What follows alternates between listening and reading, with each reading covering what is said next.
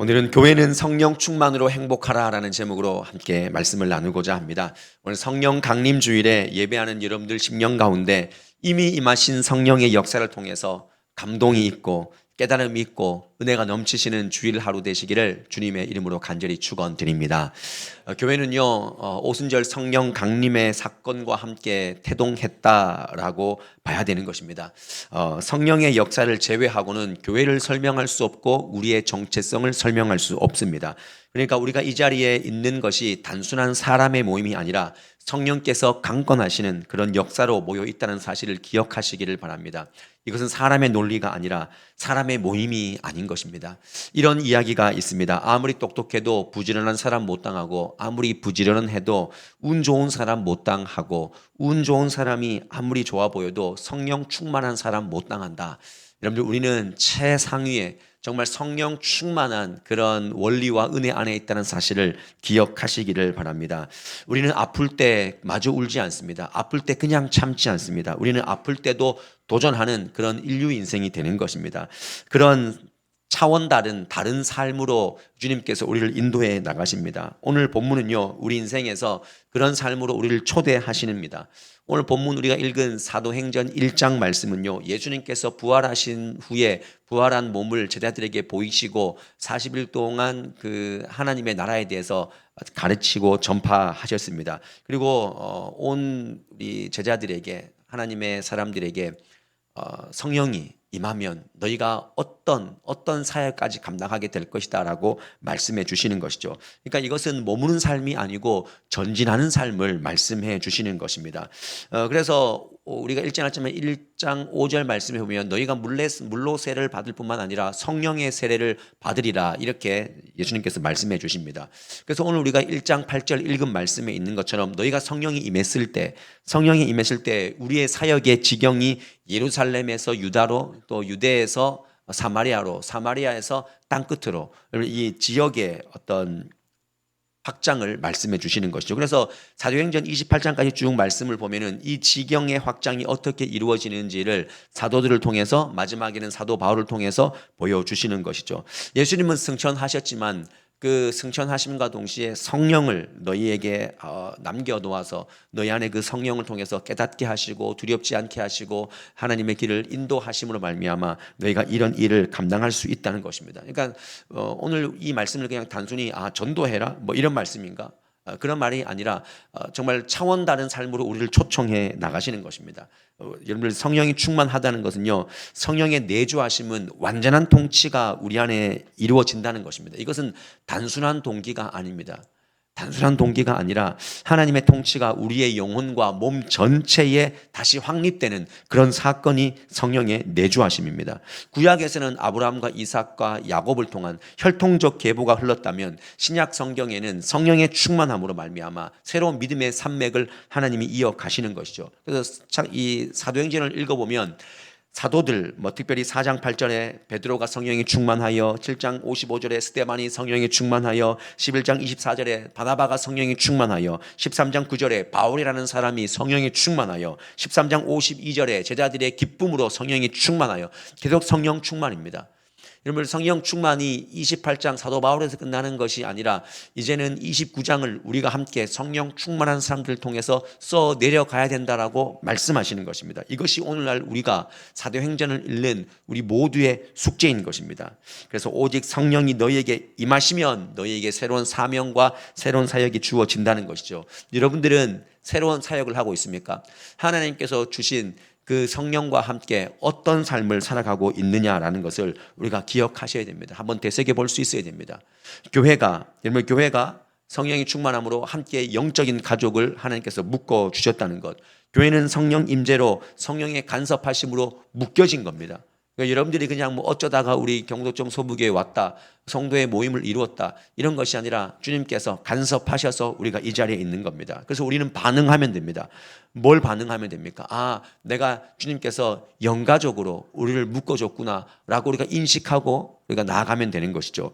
저희는 5월 한 달 동안 다음 세대를 축복하고 부모님을 축복하고 지난주에는 부부로서의 삶을 축복하고 우리 다음 세대가 좋은 부부로서의 가정을 이루어갈 수 있도록 우리가 좀 도전하고 말씀 앞에 새롭게 서 봤습니다. 근데 중요한 것은 여러분 구조적으로 다음 세대가 없고 또 우리가 부모님이 돌아가시고 또 부부 중에서 온전한 그 구조적인 역할을 감당하지 못하는 그런 상황 가운데 있다 할지라도 한 가지 남은 거 있지 않습니까? 우리는 모두 다가 하나님께서 영적으로 묶어주셔서 영가족이 우리 곁에 있다는 것, 여기에서 새 힘을 얻을 수 있는 동력을 우리가 바라볼 수 있어야 됩니다.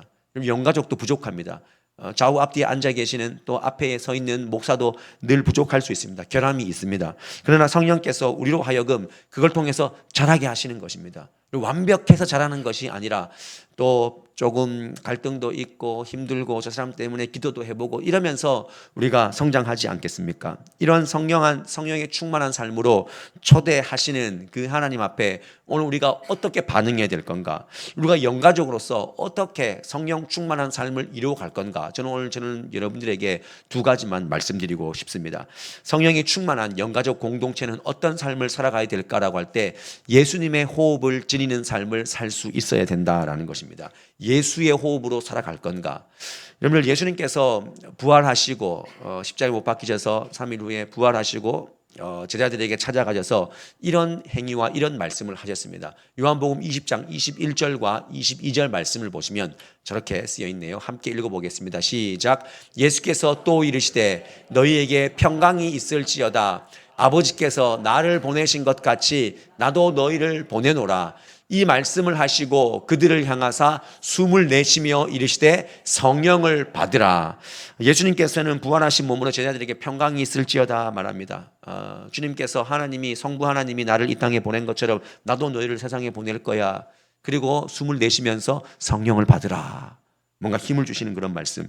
그러면 이 말씀을 보십시오. 성령을 받으라. 그들을 향해서 숨을 이렇게 내쉬셨다는 것입니다. 이것은 창세기에 나오는 하나님께서 흙으로 사람을 지으시고 코에 생기를 불어 넣으시는 장면과 비슷합니다. 창세기 2장 7절 말씀에 보면 생기를 그 코에 불어 넣으시니 사람이 생명이 된지라 이렇게 기록하지 않습니까? 그래서 오늘 말씀과 이 말씀이 사도행전 말씀과 창세기 말씀이 연결이 되어 있습니다. 태초에 하나님이 생기를 코에 불어 넣으신 사건은요, 너희가 육체의 호흡을 하는 그런 사람이 아니다. 나와 함께 하나님과 성령과 예수님과 교통하며 호흡하며 그런 삶을 너희가 부여받은 삶이다라고 말씀하십니다. 그래서 부활하신 후에도 성령을 숨을 내쉬면서 성령을 받으라라고 말씀하십니다. 네 호흡으로 살지 말고 나와 함께 호흡하는 그런 삶을 살자라고 말씀하시죠. 여러분들은 한 주간 살면서 어떤 호흡을 하셨습니까? 내 호흡을 내가 주관하니까 여러분 마음대로 숨가쁘게 지치도록 그렇게 사셨습니까? 주님께서 우리에게 원하시는 삶은 그런 삶이 아닙니다. 예수님의 호흡을 가지고 사명이 이끌어가는 삶, 육체의 욕심으로 이끌려가는 삶이 아니라 주님께서 이끌어 가시는 그 삶을 우리가 반응하며 살아가는 겁니다. 특별히 영가족 공동체인 교회는요, 세상에서 치열하게 살면 안 됩니다. 너무 치열하게 남들보다 더 잘 살려고 막 거머쥐려고 그런 삶이 아니라는 것이죠. 성령의 충만함으로 초대받은 삶은요, 생존을 위해서 연연하지 않고 자기 육체의 만족을 위해서 살아가지 않고 자기 유익을 위해서 살아가지 않습니다. 여러분 성경을 보십시오. 성경은요, 예수 믿고 성령 충만한 삶이 어떤 삶인가라는 것을 다 보여주는 것입니다. 변화된 삶. 예수 믿고 예수를 믿는데도 안 변하는 게 기적이라고 말하지 않습니까? 예수를 믿으면 변하는 것이 당연한 건데 우리가 호흡을 할 때 성령이 내 안에 주도한다는 것을 내주한다는 사실을 잊어버리고 사는 거예요. 그러니까 성령이 계속 근심하는 겁니다. 계속 근심되게 하는 거죠. 제가 저렇게 살면 안 되는데. 삭개오는 어떻게 변했습니까? 삭개오는요, 세리장이었습니다. 자기의 동족의 피를 빨아먹는 사람이었습니다. 근데 예수님 만나고 난 다음에 어떻게 변합니까? 그의 소유를 자기 배불리는 삶으로 전환해서 타인을 위한 삶, 주님을 위한 삶으로 물질을 내어주지 않습니까?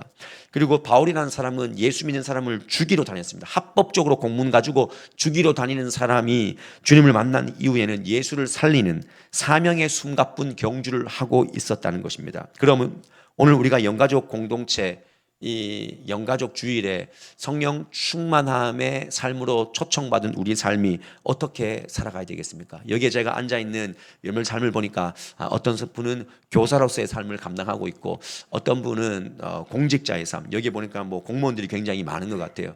그리고 때로는 주부의 삶을 살아가는 삶도 있고 어떤 분은 또 자영업을 하시면서 사장님의 역할을 뭐 이렇게 해 나가시는 그런 분들이 있어요.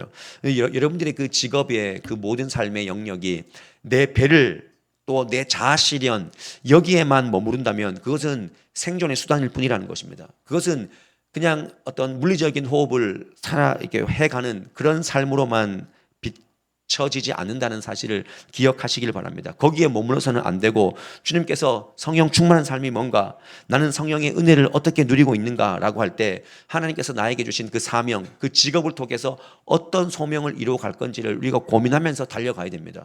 저는 교사들 볼 때마다 너무나 부러워요. 여기 보면 성가대, 찬양대 안에만 해도 교사의 직분을 가지신 분들이 굉장히 많아요. 교사 출신들도 많고 자기 앞에 뭐 예전에는 뭐 60명, 저희 학교 다닐 때는 65명 아니겠습니까? 지금 뭐 적게 해서 뭐 25명이라고 온다고 치십시다. 여러분들 앞에 25명의 아이들이 계속 바뀌어서 오는 거예요. 여러분들은 그것을 어떻게 여기고 계십니까? 1년 하다가 뭐 대충 하다가 넘어가면, 예, 요즘에 뭐 민원도 많고 교사 속 시끄러운데 그렇게 하시겠습니까? 하나님께서 그 영혼을 붙여주신 의미를 생각해 보시기를 바랍니다.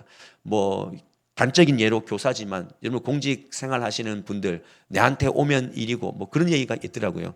오늘 해도 내일이고 내일 해도 내일이고, 예, 그런 분들이 있더라고요. 그렇게 살지 마시고 하나님께서 나를 왜 이 공직 사회에 나를 발 담그게 하셨는가, 내가 퇴직할 때까지 어떤 사명을 가지고 여기에서 살아가야 되는가 한번 반성해 보시고 돌아보시기를 바랍니다. 우리가 잘 알고 있는 헬렌 켈러는 청각장애고 시각장애이지 않습니까? 근데 그가 쓴 책에 보면 사흘만 볼 수 있다면이라는 그 책에 보면 헬렌 켈러가 사흘 동안 들리도 않고 보이도 않는 이 사람이 3일 동안 내가 볼 수 있고 귀가 열린다면 뭘 할까라고 할 때 여러분들은 뭘 하시겠습니까? 안 당해보셔도 뭐 이거 생각도 안 해보셨죠. 헬렌 켈러는 이렇게 그 책에 기록하고 있습니다. 첫째, 나는 소중한 사람을 만나고 싶다.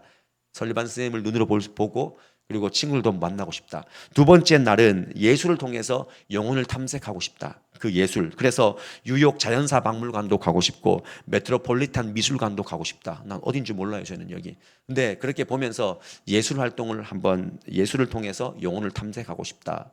세 번째 날은 뭘 하겠냐라고 할 때 뜻밖에도 코미디 공연 같은 희극을 보고 싶다라고 얘기했습니다. 왜냐하면 다시 내가 암흑기로 돌아갔을 때 고독을 이기는 최고의 방편은 유머와 즐거움이 아니겠는가 하는 마음으로 연약한 인생이 여러분들 코미디 같은 공연을 보고 싶다 마지막 날에 이렇게 얘기를 하고 이 글에 건강한 눈을 가진 사람들에게 또 건강한 귀를 가진 사람들에게 이렇게 도전을 하고 있습니다. 여러분들에게 책을 읽는 독자들에게 이렇게 얘기하는 거죠. 내일 갑자기 내가 장님이 될 사람처럼 여러분들의 눈을 오늘 사용하십시오. 이렇게 얘기를 하는 거죠. 내일이면 귀가 안 들릴 사람처럼 음악 소리와 새소리와 오케스트라의 그런 강렬한 연주를 들으라고. 그리고 내일이면 촉각이 마비될 사람처럼 하나님 주신 여러 가지를 만지시고, 후각이 마비될 사람처럼 음식 냄새를 맡고 사람 냄새를 맡고 꽃향기를 맡고 그렇게 살라고 말을 하고 있습니다. 여러분, 이 한 인간의 간절한 소망과 인생들을 향한 간절한 바람이 묻어나지 않습니까?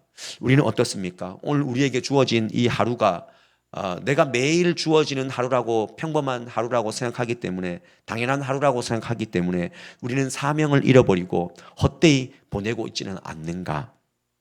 오늘 주님이 주신 이 호흡이 마지막 호흡인 것처럼 예배할 수 있어야 됩니다.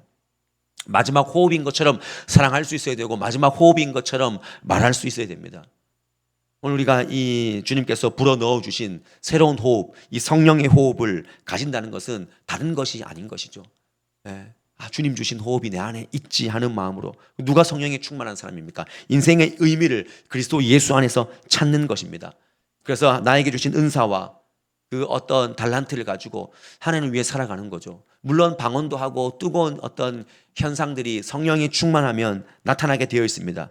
근데 더 중요한 것은 우리가 의미 있는 하루하루 사명감을 가지고 감당하는 그 하루하루를 살아내는 것입니다. 그래서 갈라디아서 2장 20절 말씀이 우리에게 너무나 귀한 말씀이죠. 내가 그리스도와 함께 십자가에 못 박혔나니 그런즉 이제는 내가 사는 것이 아니요 오직 내 안에 그리스도께서 사시는 것이다. 여러분, 주님께서 내가 말씀 보고 기도할 때 내가 원하는 것을 주셨어요.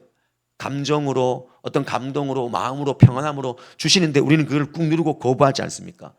내가 아니라 내 속에 계시는 그리스도의 심장이, 거기에 우리가 민감하게 반응하면서 영적 채널을 열고 그렇게 살아가야 되는 것입니다.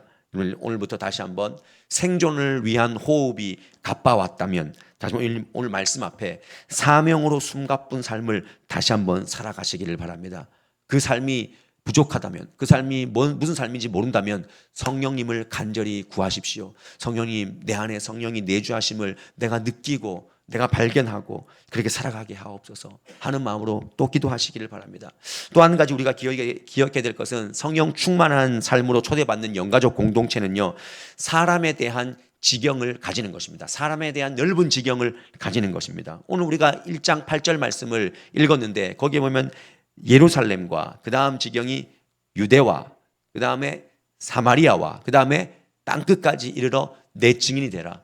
너희들이 성령이 충만하면 이 삶을 살아갈 것이다. 근데 여러분, 이 삶이 지역, 어떤 나라에 대한 그런 확장입니까? 그렇지 않습니다. 그걸 하나하나 보면은 사람에 대한 지경을 분명히 말씀하시는 것입니다. 야, 너희들이 정말 싫어하는 사마리아 사람들, 야, 이스라엘 백성들은 사마리아 사람들을 아주 이 표현은 그렇지만 그 당시에는 개 취급했던 그런 사람들이거든요. 피가 섞인 아주 혈통이 안 좋은 그런 사람들로 여겼지만 거기까지 너희들의 지경이 넓혀져야 된다라고 말씀해 주시는 것이죠.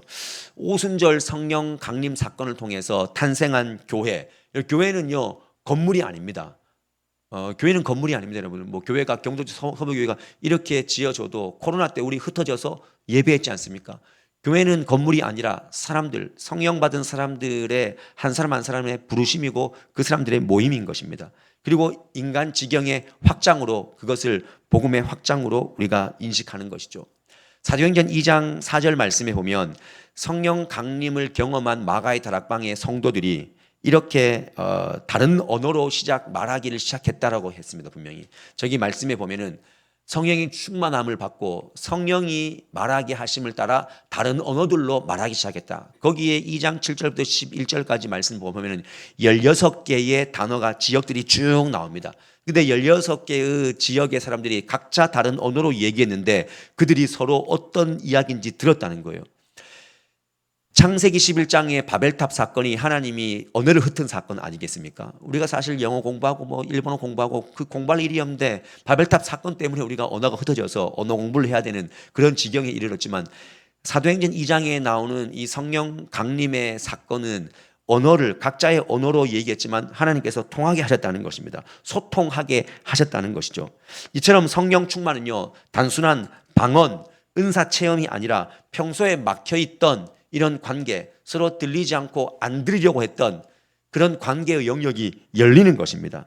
그래서 성령 충만은요, 예루살렘과 유대와 사마리아 땅끝까지 사람을 포용하고 더불어 함께 살아가고, 그 복음이, 나에게 온 복음이 저 사람에도 필요하다는 것을 알고 열어주고 내어주고 관계하는 것입니다. 교회의 탄생, 이 오순절 강림 사건 속에 담겨있는 하나님의 그 의도를 우리가 반드시 잘 기억을 해야 됩니다. 그래서 그들도 하나 되길 원하는 것입니다. 성부, 성자, 성령이 하나인 것처럼, 요한복음 11장 22절 말씀에 보면은 성부, 성자, 성령이 하나인 것처럼 그들도 하나가 되게 하려 함이라라고 분명히 성경은 말하고 있습니다. 그들도, 너희들도 하나가 되어야 된다. 성령 안에 하나가 되어야 된다. 오늘 우리가 사도신경을 고백했습니다. 사도신경이 무엇입니까? 사도신경은 사도들의 믿음의 고백인 것입니다. 그 전통에 따라서 우리가 하나님, 그리고 예수님, 성령님, 이 세 가지를 우리가 고백하지 않습니까? 나는 전지전능하신 하나님, 창조해 주 하나님을 내가 믿습니다. 그의 유일하신 아들 예수 그리스도를 내가 믿습니다. 그래서 성령까지 쭉 고백을 하는데 거기 마지막 우리 고백에 보면 나는 성령을 믿으며 거룩한 공교회와 이런 단어가 있습니다. 그런 고백이 있지 않습니까? 거룩한 공교회. 여기서 말하는 공교회가 뭐냐? 너희가 공교회를 지향해야 된다라고 할 때 이것은 보편적인 교회를 얘기합니다. 그럼 보편적인 교회는 뭐냐라고 할 때 영어로 보니까 캐톨릭 처치, 유니버셜 처치라고 이렇게 얘기하는데 이것은 주님을 고백하는 예수 그리스도를 고백하는 그 사람들 안에는 세리나 장녀나 열심당원이나 뭐 로마의 장교나 이거 상관없이 그냥 하나가 되는 그런 교회를 지향하라라고 얘기하는 것입니다. 세상에서 높든 낮든 돈이 있건 없건 성격이 까탈스럽든 유하든 인종이 다르든 어떻든 그거 상관없이 보편적인 교회, 캐톨릭 처치, 유니버셜 처치, 공교회, 예수 그리스도를 우리가 고백하고 하나가 되는 그런 교회를 거룩한 공교회를 우리가 믿습니다라고 고백한 겁니다. 여러분들 그 고백을 했다면은 그 고백이 보통 고백이 아니고 내가 이루어가야 될 하나님의 나라라는 사실을 반드시 기억을 해야 됩니다. 성령 충만하면 어떤 무례함이 있습니까? 여러분 성령 충만하면요 방언도 하고 전도도 열심히 하고 예배도 세게 드리지 않습니까? 근데 이게 참 한국 교회가 가슴 아픈 게 뭐냐면 성령이 나만 충만하니까 내가 하나님과 너무 가깝다고 생각하니까 세상에 대해서 너무 무례한 거예요. 심지어 성도들에게도 너무 무례한 겁니다. 왜냐하면 내가 하나님께 너무 가깝다 보니까 너는 왜 기도 안 하냐고, 너는 왜 방언은 못 하냐고, 너는 왜 그렇게 신앙생활을 하냐고. 성령 충만은 그것이 아니라는 거죠. 은혜를 많이 받고 기도 많이 하신 분들이 그래서 조심해야 되고 성령의 충만함의 결론이 어떻게 이루어져야 되는 것을 우리가 반드시 성경 말씀 통해서 바라봐야 되고 그 지향점을 가지고 함께 세워져 가야 되는 것입니다. 사람이 새롭게 보여야 되고 그 사람하고 관계하기 싫지만 내가 그 관계의 영역을 통해서 또 하나님께서 이 관계를 통해 깨닫게 하시는 것, 정말 싫은 모임에 그 싫은 공동체에 내가 발 담궈야 되겠지만 하나님께서는 거룩한 공교회를 이루어 가기 위해서 그 사람도 받아줄 수 있는, 사람에 대한 지경이 넓어질 수 있는 그런 인생을 우리에게 원하신다는 것입니다. 저희 교회는 새 가족들이 많이 오는 편에 있습니다. 여기엔 초신자도 있고 아예 교회를 안 다니신 분도 있고 교회가 정말 싫었는데 가보니까 뭐 나쁘진 않은 것 같고 그래서 이렇게 교회에 오신 분들이 있습니다. 그리고 이사 때문에 다른 교회에 다니시다가 또 우리 교회에 오신 분들이 있고 뭐 여러 가지 마음과 형편 또 다 있습니다. 근데 중요한 것은 우리가 여기가 우리 마지막 교회가 되어야 된다는 그런 마음으로 함께 협력할 수 있어야 됩니다. 이것은 누구의 책임이 아니라 각자의 책임인 것입니다. 우리가 함께 이루어 가야 되는 것입니다. 그렇게 하기 위해서 우리는요 다시 한번 포크가 아니라 젓가락을 들 수 있어야 됩니다. 여러분들은 관계하실 때 사람의 지경을 넓혀 가실 때 포크를 쓰십니까? 젓가락을 쓰십니까? 여러분 젓가락질은요 굉장히 어렵습니다. 외국 사람들이 7살짜리 한국 애가 젓가락질을 하는 거 보면 막 뒤로 넘어가지 않습니까? 어떻게 저런 젓가락질을 7살에 할 수 있을까? 젓가락질은요 서로 높이를 맞춰야 됩니다. 높은 놈은 내려와야 되고 낮다고 생각하고 쭈그러진 사람은 또 올라와야 되는 것입니다. 키를 맞춰야 되는 것입니다. 놀라운 것은 젓가락질을 위해서는요 손가락에 30개의 관절과 64개의 근육을 동원해서 정말 이것은 함께 하기 위한 아름다운 행위 예술이라는 사실을 알고 정말 이 젓가락질 우리 관계를 할 때 사람의 지경을 넓혀갈 때 젓가락질을 하듯이 우리 스스로를 좀 여기고 또 타인을 그렇게 인식할 수 있어야 돼요. 반면에 포크는 어떻습니까? 포크질은요 쉽습니다. 아주 편리하고 간단합니다. 찌르면 됩니다. 대충 찔러도 다 걸립니다. 그래서인지 포크는요 상처를 냅니다. 결정적으로 혼자 다 일할 수 있습니다. 손발을 맞출 파트너가 필요가 없습니다. 오히려 함께하는 것이 거추장스럽습니다. 그래서 포크가 쉽습니다. 여러분들의 관계는 그리고 우리 교회는 포크가 되어야 되겠습니까? 젓가락이 되어야 되겠습니까? 젓가락이 되어야 됩니다, 여러분. 포크를 내려놓고 젓가락을 들 수 있는 우리 경부도청 서부교회가 되기를 바랍니다. 힘들지만 내가 저 한 영혼을 살리기 위해서 내가 힘들지만 내가 좀 손해를 보지만 우리 젊은 우리 일부 이부 남선교회 보면은 어제도 일부 남선교회는 창고 다 드러내고 막 청소하면서 다 저 뒤에 있는 잠옷실에 있는 유치부실에 있는 모든 그 장난감을 물에 다 세척하고 씻었어요. 2-3시간 걸렸어요. 같이 밥도 먹고. 근데 보면은 이야기 들어보면은 힘든 사역이 있죠. 세상도 힘들지만 교회 안에도 힘든 사역이 있어요. 근데 꾸역꾸역 그래도 거룩한 공교회를 이루어 가기 위해서 나는 힘들지만 그 영혼 세우기 위해서 또 한 번 전화하고 또 한 번 관계하고 그렇게 사역하시는 모습을 보면서 참 우리 교회가 더 앞으로 하나님께서 더 은혜를 주시고 뭐 물론 살다 보면 상처도 있고 어려움도 있고 갈등도 있겠지만 다시 한번 젓가락을 들 수 있는 그런 힘 있는 교회가 되겠다라는 그런 마음을 가졌습니다. 여기에 새가족으로 등록하신 분들 중에서 제가 새가족 그 교육할 때 항상 말합니다. 환영할 때 예배 열심히 드리십시오. 예배 은혜를 받으십시오.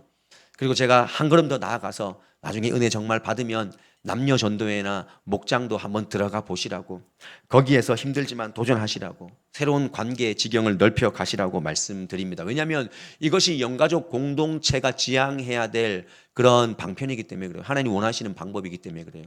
제가 전교회에 있을 때 어떤 분이 새가족을 왔는데 7년 동안 자기 안방에서 십자가 걸고 앞에 TV 놓고 CTS를 계속 틀고 여기가 교회입니다 하고 신앙생활 하신 분이 있어요. 7년 동안 혼자 십자가 걸고 앞에 TV 여기가 교회다. 그런 분이 이제 교회에 관계 있을 때 오는 것마다 다 힘든 거죠. 왜냐하면 7년 동안 자기 혼자 관계를 했으니까. 그리고 하나님께서 우리에게 원하시는 건요, 하나님의 호흡을 가지고 같이 옆 사람의 호흡도 느껴보고 저 사람의 호흡이 거칠다면 그것을 끊어내는 것이 아니라, 내가 좋아하는 사람만 관계하는 것이 아니라 그 고친 호흡이 유연한 호흡이 될 수 있도록 같이 협력하고 기도하고 도와주고 세워주고, 그런 영가족을 하나님이 원하신다는 것입니다. 이 예화를 하고 마칠게요. 여러분들, 한 스승이 제자에게 이렇게 말합니다. 야, 새날이 언제 오냐? 얘들아, 새날이 언제 오냐? 물었습니다. 그때 한 제자가 이렇게 말합니다. 새날은 동창이 밝으면 새날이 옵니다. 이렇게 답을 했습니다. 스승이 아니다라고 얘기했습니다. 옆에 있던 제자가 이렇게 얘기를 합니다. 노고지리가 우지지면 새날이 옵니다. 근데 스승이 이렇게 얘기합니다. 그것도 아니다. 그때 제자들이 아무 대답을 못합니다. 그때 스승이 이렇게 말합니다. 너희 창문을 열고 지나가는 사람이 형제로 보이면 그날이 새날이다. 너희가 아무 상관없다고 생각하는 그 형제, 우리는 세상에 살면은 서로 아무 관계 없이 살아가는 것 같지만 우리는 다 연결되어져 있습니다. 네, 여러분들, 저는 서울에 가서 지하철 탈 때마다 얼마나 감사한지, 야, 이거 날 위해서 지하철을 이렇게 열심히 깔아놓고, 그래서 저는 항상 뭐 대중교통 이용할 때마다 저는 기사님이 계셔가지고 기사님이 저까지 태워준다고. 우리는 다 연결되어져 있지 않습니까? 우리가 신도시에서 잘 살아야 되는 이유가 그겁니다. 연결되어 있어요. 거기서 싸우는데 와보니까 교회 새가족으로 와 있어. 아이고, 이걸 어떡하나. 그런 황당한 경우가 생긴다는 거죠. 물론 우리가 다 어떻게 다 곱게, 심성이 곱게 살 수 있겠습니까? 근데 이 원칙은 기억하셔야 돼요. 하나님께서 성령 충만한 영가족 공동체로 살아간다는 것은 불편하지만 그 관계를 잘라내지 말고, 거부하지 말고 받아들이고 어렵더라도 지경을 넓혀 가야 된다는 것을 인식하는 겁니다. 그래서 우리는 이 성령 충만한 영가족 공동체를 어떻게 만들어 가느냐, 정말 최고의 조건은요, 말씀 공동체가 되어야 된다는 것입니다. 오늘 말씀을 드렸지 않습니까? 오늘 말씀에서 그래 뜨끔하고 오늘 조금 이렇게 가슴이 좀 그랬다면 그것으로 끝나면 안 되고 우리가 그 삶의 자리로까지 나아가는 겁니다. 그리고는 말씀을 읽으셔야 됩니다. 여러분, 말씀 읽으십니까? 여러분, 기도만 하시는 분은요, 그 기도가 잘못될 수 있어요. 근데 말씀을 읽고 기도하면요, 그 기도의 방향이 이렇게 하나님 앞으로 방향이 재조정됩니다. 여러분, 새벽 예배 오십시오. 새벽 예배 오면요, 말씀 읽고 말씀 위에 기도하게 합니다. 수요예배 오면 수요예배 말씀 듣고 그 말씀 위에 기도하게 합니다. 오늘도 우리가 말씀 듣고 기도하게 하지 않습니까? 개인적으로 말씀 묵상하십시오. 아직 통독 기념 메달 따지 못한 분들 하나라도 따야 되지 않겠습니까? 원래. 그래서 말씀을 읽으십시오. 말씀은요, 처음엔 내가 말씀을 읽은 것 같지만 나중에는 말씀이 우리를 읽어 나가는 거예요. 이렇게 이 말씀이 있구나. 내가 이렇게 살아야 되는구나. 말씀이 우리를 읽는 그런 역사가 반드시 온다는 것입니다. 오늘 다시 한번 성령 충만, 이 성령 강림 주일에 영가적으로 우리를 태어나게 하신, 그 교회를 태어나게 하신 그 주님의 뜻을 우리가 기억하면서, 제가 뭐 오늘 교회 차원에서 뭐 여러 가지 비전을 제시할 수 있겠지만 저는 그것보다 더 중요한 숙제는 우리가 여기서 말씀 받고 흩어져서 살아갈 때 내 호흡이 아니라, 거친 호흡이 아니라 예수님과 함께 성령님과 함께 호흡하는 그 삶을 잘 살아내는 것, 저는 그게 정말 중요하다고 생각합니다. 한국 교회가 왜 욕을 얻어먹습니까? 자기들은 은혜 받았는데 나가서는 똑같거든요. 거친 호흡이거든요. 목소리도 없거든요. 삿대질하고 같이 싸우거든요. 그걸 회복하는 거죠. 그리고 사람에 대한 지경을 넓혀가는 것입니다. 저 사람은 절대 안 돼. 여러분들에게 지금 갈로 밖에 아웃된 사람들이 있잖아요. 그 다시 한번 아웃, 그 갈로만이라도 일단 삭제하십시오. 저도 갈로 아웃 있거든요.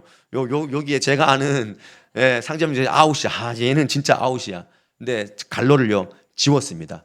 지우고 불쌍히 여기고. 왜냐하면 기도해 보니까 그 사람도 하나님께서 세우시고 하나님께서 또 천국으로 인도하실 또 존귀한 하나님의 또 백성인데 내가 그렇게 막으면 되겠나. 옆에 사람 욕하지 마세요. 하나님이 그 사람도 이유 있기 때문에 그렇게 지은 거예요. 우리 남편 아내 너무 욕하지 마십시오. 하나님께서 여러분에게 훈련 교보제로 옆에 세워놓은 거예요. 평생 동안 훈련, 야 봐라 훈련. 그래서 자기라 그래야 자기라고 하셨나요? 제가 지난주에 우리 집사람한테 했는데 아내한테 그랬는데 도저히 못하겠다고 이렇게 얘기해서 닭살이 돋아서 훈련을 하겠지만 자기입니다. 자기잖아요. 옆에 있는 사람이 자기고 남편 만들지 말고 내 편을 만드시기를 바랍니다. 오늘 다시 한번 거룩한 교회 안에 사명을 주시고 성령 충만함과 영가족 공동체의 방향성이 여기에 있다는 사실, 오늘 두 가지를 들으셨으니까 여기서부터 시작하셔서 하나님의 사명을 이루어갈 수 있는 저와 여러분의 삶이 될 수 있기를 주님의 이름으로 간절히 축원드립니다. 우리 함께 이 시간, 저는 오늘 이 찬양이 하나님께서 이렇게 들려주셨습니다. 성령이 오셨네. 야, 네 인생에도 성령이 오셨고 아직 여러 가지로 성령이 없는 것 같은 그 인생에도 이미 성령 내주하고 있단다. 야, 우리 함께 세워가야 되지 않겠니 하는 마음으로 오늘 이 말씀 주십니다. 여러분들 오늘부터 호흡을 다시 한번 가다듬고 예수님과 호흡하시기를 바랍니다. 놓쳐버렸던 예전의 그 청년 때의 말씀 주실 때 그 사명, 그 뜨거웠던 사명 내려놓고 있다면 다시 한번 오늘 거머쥐시고 성령이 계시지 하는 마음으로 우리 함께 고백해 봅시다.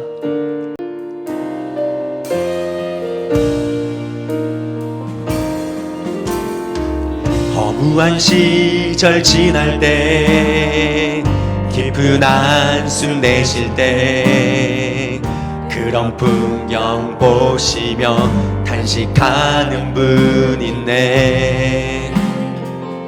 고와 같이 너희를 버려두지 않으리.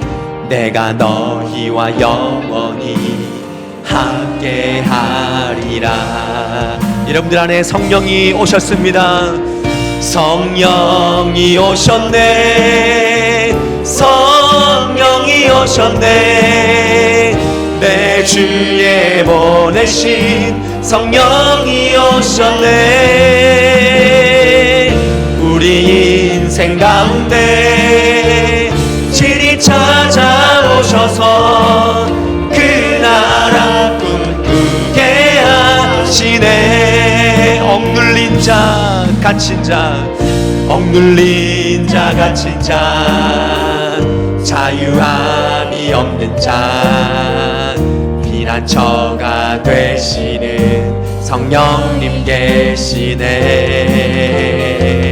주의 영이 계신 곳에 참 자유가 있다네. 진리의 영이신 성령이 오셨네. 성령이 오셨네. 성령이 오셨네. 성령이 오셨네. 내 주에 보내신 성령이 오셨네. 우리 인생 가운데 진히 찾아오셔서 그 나라 꿈꾸게 하시네. 우리 그 자리에 일어나셔서 고백합시다. 성령이 오셨네. 성령이 오셨네. 성령이 오셨네. 내 주에 보내신 성령이 오셨네.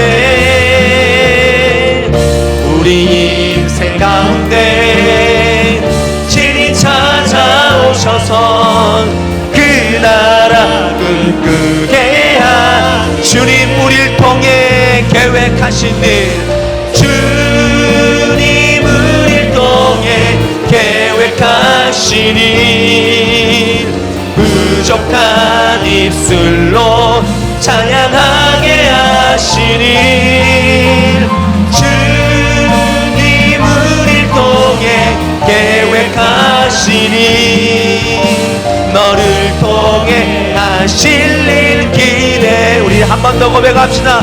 주님 우릴 통해 주님 우릴 통해 계획하시니 부족한 입술로 찬양